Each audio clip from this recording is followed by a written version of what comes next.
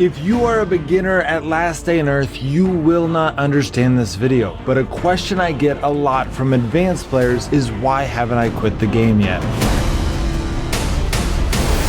I've been covering Last Day on Earth for 3 years, and for the last 2 years, one of the biggest questions on my channel is why haven't I quit yet? Some of you guys ask this because the grind has become astronomical, and from an advanced player's perspective, the game is mostly just pay to play. Others of you have asked because Kafir doesn't sponsor their creators, and some of you are more specifically bothered that Kafir did not give me a custom backpack. And lastly, many of you ask this question because you can see from my videos that my heart is not into this game like it once was. So I get this question a lot, but in my last video, one of you made an intriguing comment asking me if you weren't compensated in any way from it, would you walk away? Can you post that opinion publicly? The answer to the second question is of course yes, because I am not compensated by Kafir in any way. The answer to the first question is a lot more complicated. If I imagine back to before I was a YouTuber, I would say yes. I would have walked away a long time ago, and honestly, I would have also had a bad view of Kafir, making me very resistant to playing any Kafir games in the future. I think this because I had a similar experience with Clash of Clans and Supercell. Every time that I was getting close to the top and was able to compete with the other top players, they would come out with an update giving the advantage back to pay to win players. This put a bad taste in my mouth, not only because it's generally a pretty crappy thing to do, but I spent $50 on the game to speed up my progress so that I could compete with the top players sooner. When I spent that original $50, Supercell had not declared their intention to keep updating the game so that only extremely pay to win players could compete at the highest level. This bait and switch made me extremely distasteful of Supercell, which is why it was so difficult for you guys to convince me to play Brawl Stars. I recognize that Brawl Stars has a much better monetization system, but I still feel really bothered that they tricked me, which makes me more critical of their game.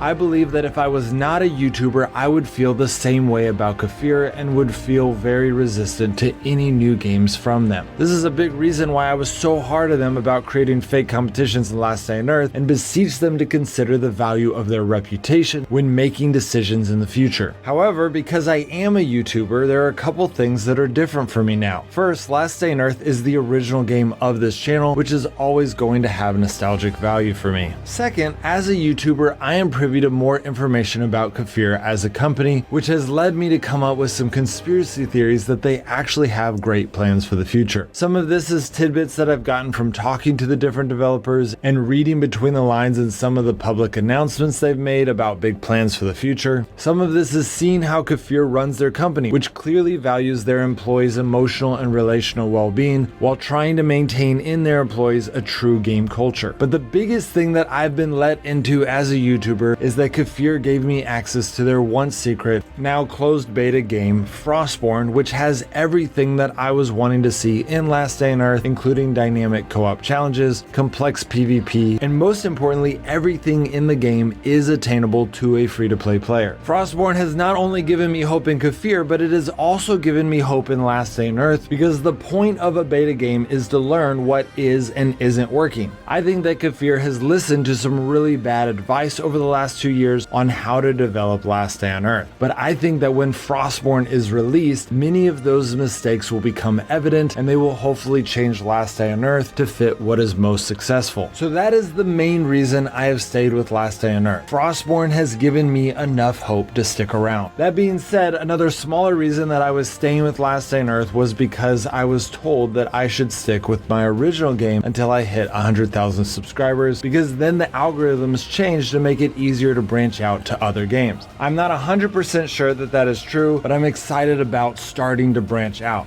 I know many of you guys want me to cover some of the games that I've already covered, like Call of Duty Mobile, Grim Soul Survival, PUBG, Brawl Stars, etc. And I'm up for doing a few of those, but what I'm really excited about is making some new videos about some new games. Sadly, the games I'm most excited about, including Frostborn, Wild Rift, and Diablo Immortal, are not out yet, and I have not been able to get early access, so I'm up for hearing what you guys think would be most interesting for me covering. Let me know in the comments. Lastly, a lot of you are still freaking out about my last video, so let me explain that most of the videos that I unlisted are videos that no one was watching anyways. In fact, in the more than 250 videos I enlisted, only 5 of them were videos that I didn't want to enlist, but I knew that they were confusing players. Furthermore, I am only going to delete the videos that I know you guys will never want to watch, like the random giveaways I did 2 years ago. The rest of the videos will stay unlisted so that new players will not see them, but you will still have access to them by watching the playlist on this channel. And then lastly, I will be downloading all of my old live streams so that the gameplay channel can make highlights video out of them so that you will be able to see the best parts of all of those live streams. So you guys have nothing to worry about. I'm not going to deprive you of anything good. If you are a talented video editor and would like to help us edit some of those live streams,